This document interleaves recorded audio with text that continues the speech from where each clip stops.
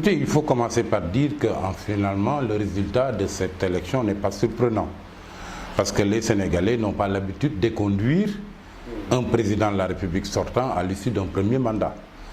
Ça a été le cas d'ailleurs de tous les prédécesseurs de Macky Sall. La deuxième chose aussi qu'il faut dire, c'est que Macky Sall a pris le temps de bâtir sa victoire, de construire sa victoire. Je crois que tout au long du processus, il a créé les conditions pour que l'opposition ne soit pas préparée à aller à cette élection. D'abord, la première chose, c'est qu'il y a eu cette fameuse loi sur le parrainage qui lui a permis d'invalider un certain nombre de candidatures. Il y a même Moustapha Cissé Lo qui n'a pas sa langue dans sa poche et dont on connaît le franc-parler, qui a eu à dire que si Karim Wade et Khalifa Sall, dont les candidatures ont été invalidées, s'étaient présentés à cette élection, il n'est pas sûr que Macky Sall puisse passer.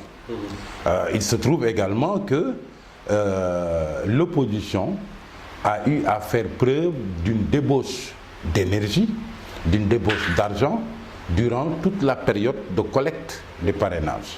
Il se trouve également que pour la première fois, des candidats à une élection présidentielle opposés aux candidats sortants n'ont été sûrs de la validité de leur candidature qu'à 14 jours du démarrage de la campagne électorale et à 35 jours du scrutin.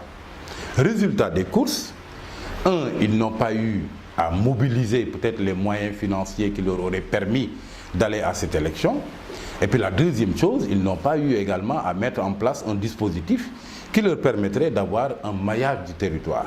Ce qui n'a jamais été le cas auparavant, parce que 2 ans avant, au moins, on savait qu'on allait être candidat, qu'on allait être investi par son parti. On se débrouillait également, soit au plan national ou au plan international, pour un peu avoir les réseaux d'amitié qui vont vous permettre de rassembler les fonds de campagne. On pouvait également avoir la latitude de faire un maillage du territoire, ce qui n'a pas été fait. J'ai même eu une révélation d'un responsable de IDI 2019 qui dit qu'en fait, sur les 14 ou 15 000 bureaux de vote, il y a 8 000 bureaux de vote où la coalition IDI 2019 a été absente. Ça veut dire quoi? Ça veut dire qu'ils n'étaient pas du tout préparés, ni en termes de moyens financiers pour leur campagne, ni en termes de dispositifs à mettre en place pour un maillage du territoire et avoir des mandataires partout. Et il n'est pas étonnant que finalement Idrissa Seck, même s'il parle de confiscation de la volonté populaire, n'ait pas eu à faire recours. Parce que tout simplement, il se trouverait peut-être dans l'incapacité de prouver par des procès-verbaux qu'il y a eu une confiscation populaire. Écoutez, l'opposition est sortie de cette élection complètement groggy. Et s'est aperçu en réalité que l'élection a été perdue d'avance durant tout le processus. Et c'est pour cette raison d'ailleurs qu'il y a beaucoup d'observateurs qui pensent que l'opposition a fait montre d'incohérence et d'inconséquence. Parce qu'il était clair que le processus était biaisé à partir du moment où il y a eu une invalidation d'un certain nombre de candidatures, que le code électoral a été modifié et qu'il y a eu cette fameuse loi sur le parrainage qui biaisait totalement le jeu. Et donc, au jour du scrutin, tout s'est passé relativement normalement. Et d'ailleurs, toutes les missions d'observation ont eu à saluer le bon déroulement du scrutin. Mais malheureusement, l'opposition avait perdu d'avance. Et comme ils n'ont pas eu à mettre en place une coalition qui leur permettrait d'avoir un maillage du territoire national, d'avoir des mandataires un peu partout, mais ça s'est traduit par l'incapacité dans laquelle ils se sont retrouvés de pouvoir faire recours. Donc finalement, ce n'est pas étonnant. Et d'ailleurs, il y a un cas qui est assez symbolique de cette impréparation de l'opposition.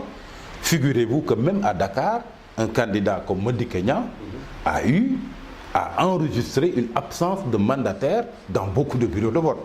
Ça veut dire tout simplement que l'opposition s'est trouvée avec le processus qui a été mis en place dans une situation où elle était impréparée pour aller vraiment du mieux qu'il fallait vers cette élection.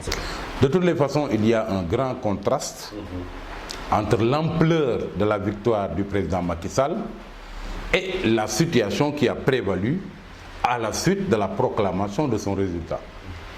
Finalement, les Sénégalais, je ne crois pas qu'ils étaient enthousiastes d'avoir réélu le président Macky Sall. En dehors de quelques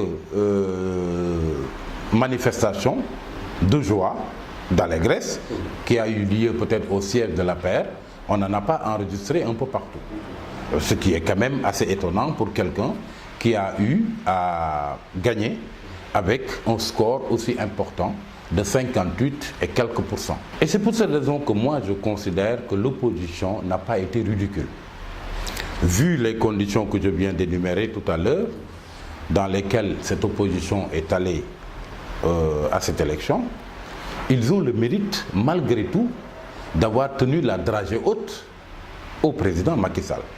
Et il ne faudrait pas perdre de vue que autant l'écart est grand entre le président Macky Sall et Idrissa Seck qui est arrivé en deuxième, autant quand on fait le cumul des voix obtenues par les 4 candidats de l'opposition, ça fait quand même 42%.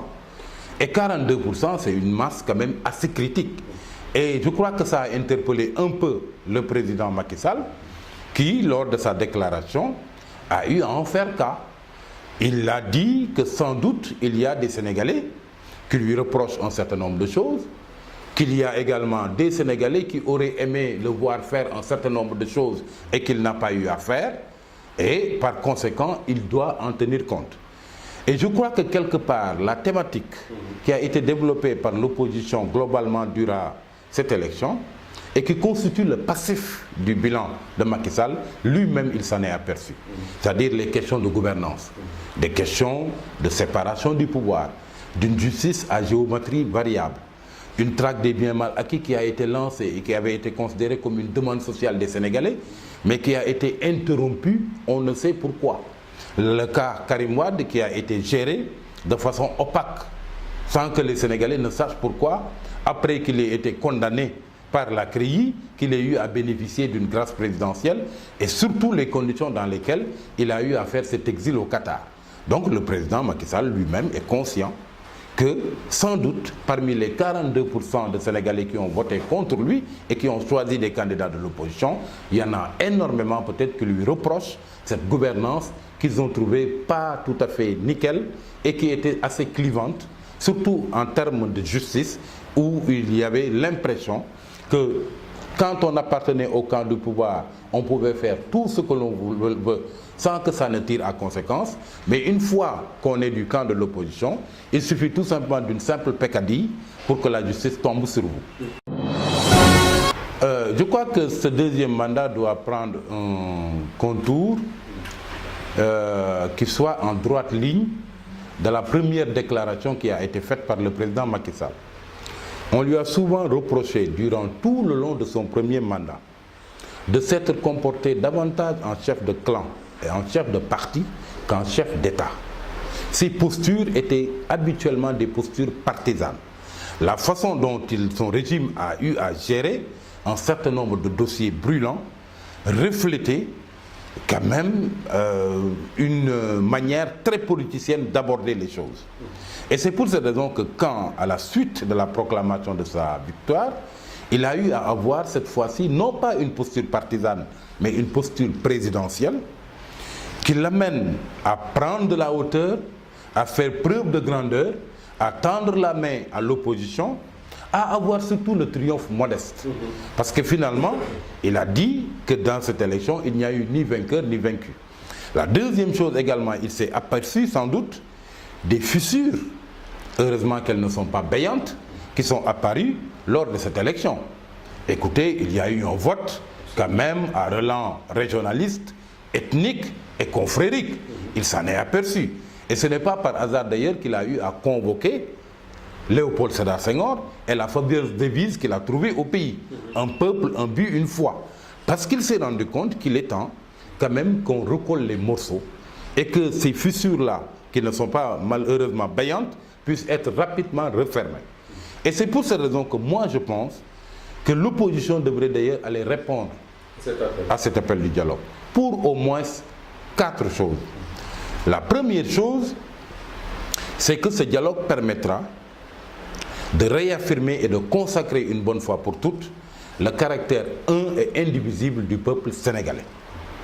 Et rien que le fait d'engager un dialogue peut permettre de refermer ces plaies qui sont apparues lors de ce scrutin. La deuxième chose, c'est que la matière électorale doit être discutée. sur au moins 3 points. Le premier point, c'est la loi sur le parrainage, qui a suffisamment montré quand même ses limites lors de son application. La deuxième chose, c'est cette opération de confection de cartes d'identité nationale biométriques et cartes électorales qui s'éternisent, qui durent depuis très longtemps. Rendez-vous compte, près d'1,5 million de Sénégalais n'ont pas eu de carte d'identité alors qu'ils ont rempli les conditions pour détenir cette carte d'identité et ont été privés de leur droit de vote. La troisième chose, bien évidemment, c'est la fiabilité quand même du fichier. Pour qu'à la veille d'élection, qu'on n'ait plus à parler de fichier électoral qui ne serait pas fiable ou non. Ça, c'est les 2 points. Le troisième point qu'il faudra sans doute discuter, c'est ce que je disais tout à l'heure, ce qui apparaît comme étant le passif du bilan de Macky Sall, c'est-à-dire les institutions. Il va falloir qu'on tende vers un rééquilibrage de ces constitutions. Est-ce que le président de la République le fera en engageant des réformes? C'est possible, quand ça se fait dans le cadre d'une discussion avec toute la classe politique et la société civile, ou bien est-ce que c'est lui-même qui changera d'approche et de démarche vis-à-vis des institutions judiciaires ou bien vis-à-vis du Parlement pour leur donner une relative indépendance et beaucoup plus d'autonomie d'action? Ça peut être discuté. Et le quatrième point ou axe de discussion, si le dialogue s'engage, ce sera bien évidemment la gestion des ressources. Il en a même fait cas. Ce sera un mandat particulièrement compliqué et délicat pour le président Macky Sall. Pour une raison bien simple. D'abord, au plan politique.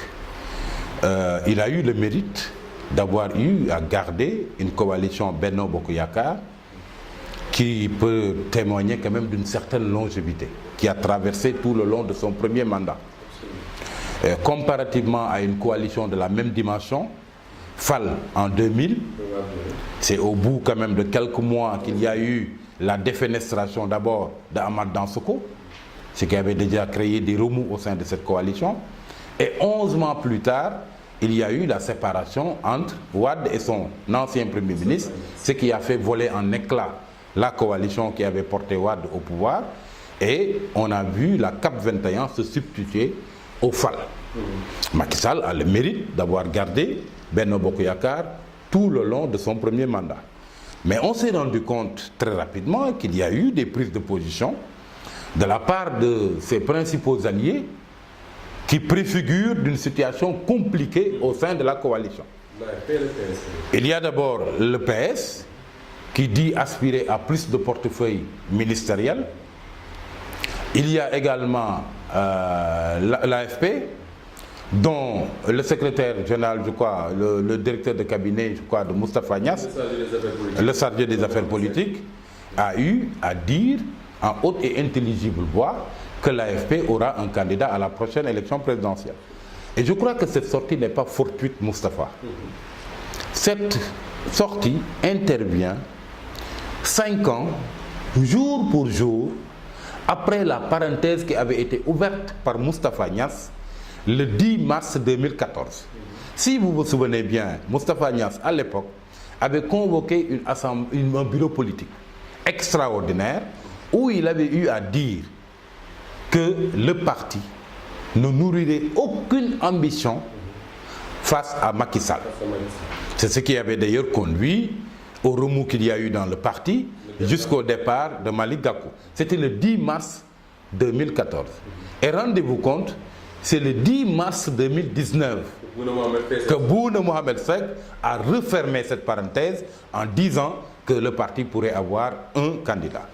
Ça préfigure donc de remous au sein de cette Benno Bokk Yakaar. Or, l'expérience politique récente a montré que la perte du pouvoir se fait d'abord au niveau de l'intérieur. C'est-à-dire, c'est toujours, le verre est toujours dans le fruit. C'était le cas avec Diouf, avec les départs de Moustapha Niasse et de Djiboka.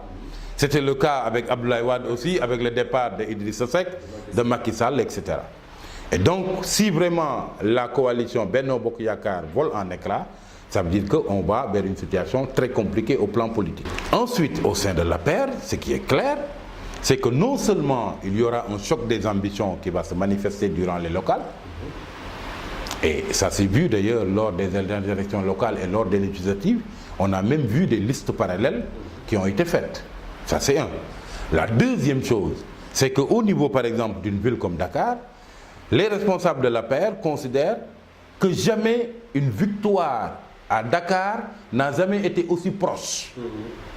Maintenant que Khalifa Sall a été affaibli, maintenant que l'APR a eu à prendre le contrôle de Dakar lors de la dernière élection présidentielle, ce qui va naturellement attiser les ambitions au niveau de l'APR de Dakar. Quelqu'un comme Moustapha Cissé Lo ne s'en cache pas, il veut être maire. Amadou Ba, qui est aujourd'hui de facto le patron de l'APR à Dakar, nourrit également des ambitions. On n'ignore pas également les ambitions d'Abdoulaye Diouf Sarr. Au niveau également de Médina, il y a des ambitions de Seydou Gueye, de Pape Abdoulaye Seck, de Cheikh Ba, etc. Donc, vraiment, c'est un cocktail déjà assez explosif qui s'annonce vers les prochaines élections locales pour ce qui est de l'APR. Et ensuite, Macky Sall devra non seulement gérer un choc des ambitions entre ses alliés et les responsables de l'APR. Voyez par exemple un cas comme celui qui va se poser à Kaffrine, où Abdoulaye Sow est positionné pour être sans doute le prochain maire de l'APR, aux côtés d'Abdoulaye Wilane, qui nourrit naturellement l'ambition de garder la mairie. Voyez ce qui va se passer au Parcelles Assainies, avec un Moussassi qui voudra garder le contrôle de la mairie à côté d'un Amadou Ba et ce camp-là. C'est la même chose au niveau de Médina avec Lapiti, Dogre, Kafiche, Seydou Gueye et d'autres comme lui à côté d'un Bamba Fall, etc. Donc on va vers une situation particulièrement compliquée au plan politique. Économique et sociale. Il s'y ajoute aussi que la situation économique et sociale ne sera pas aisée pour le régime du président Macky Sall. Pour une raison bien simple. Lorsqu'il y a eu ces derniers mois une tension de trésorerie, vous avez entendu le ministre de l'économie et des finances, Amadou Ba, dire qu'en réalité, l'État n'avait qu'une alternative. Il y a eu une hausse des prix du pétrole que le gouvernement n'a pas voulu appliquer. Il n'a pas voulu appliquer la vérité des prix. Ce qui se serait traduit par une hausse du prix du carburant, par une hausse du prix de l'électricité, avec un effet d'entraînement sur les produits de consommation courante. Ils avaient préféré prendre sur eux cette hausse du prix du pétrole pour ne pas l'appliquer et pour que ça ne touche pas le portefeuille du Sénégalais. Mais il est évident qu'après l'élection du président Macky Sall, sans doute, et comme les bailleurs de fonds les y ont invités, ils vont devoir cesser cette posture d'État-providence et amener les Sénégalais à mettre la main au portefeuille pour supporter la hausse du prix du pétrole, avec ses effets d'entraînement sur les produits de consommation courante. Donc ce sera une situation sociale, économique particulièrement compliquée. Et il semblerait même qu'en fait l'objectif du dialogue auquel appelle le président Macky Sall, c'est de créer un cadre consensuel, oui, qui servirait d'amortisseur social pour qu'en réalité les mesures impopulaires qui seront prises incessamment ne puissent pas être assumées par lui seul et par son gouvernement seul. Et que l'opposition ne puisse pas en tirer profit pour en faire un terrain fertile et appeler les Sénégalais à s'en prendre au régime du président Macky Sall. Effectivement, moi je pense que le grand perdant de cette élection présidentielle, c'est le Parti démocratique sénégalais. Pour d'abord une première raison, on a vu les atermoiements du président Wade, qui a d'abord appelé les Sénégalais à saboter le scrutin. Et quand il s'est rendu compte que ça ne pouvait pas prospérer, il a rétropédalé pour parler de boycott. Et ensuite, finalement, il a appelé ses partisans à voter pour un candidat de leur choix en dehors, bien évidemment, de Macky Sall et de Madické Niang pour des raisons que l'on sait. Donc il y a tous ces atermoiements-là. Ensuite, il s'y ajoute que le coup de maître réussi par Ousmane Sonko, qui pour une première élection présidentielle est arrivé quand même avec 15%, le positionne comme quelqu'un qui a fini de faire son trou au sein de l'opposition.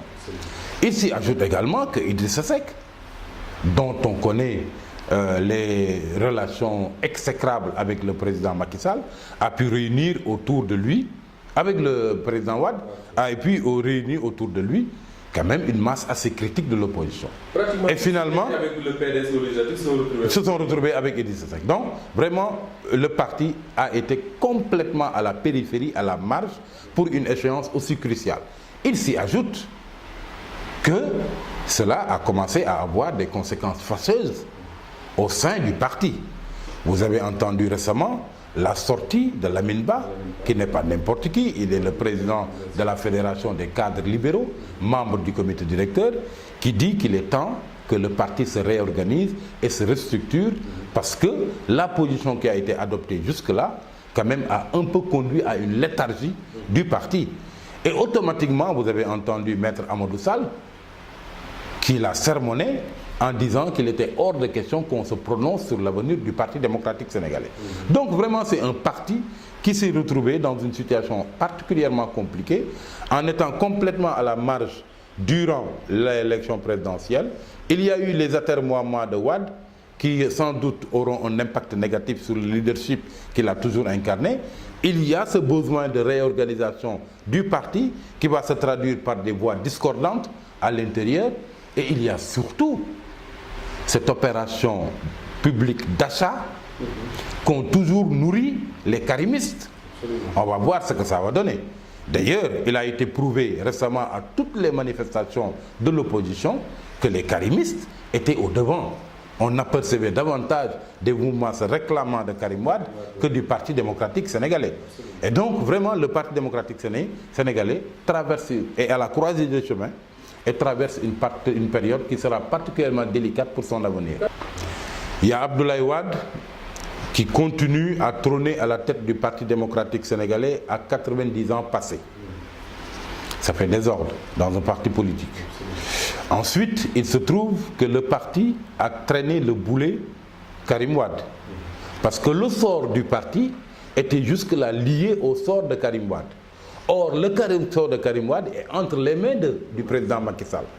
Ce qui rend improbable que Karim Wade puisse rebondir au plan politique et porter le parti vers l'avant. Donc, bien évidemment, ça a créé un vide. Et Idrissa Seck pourrait être celui qui pourra en profiter.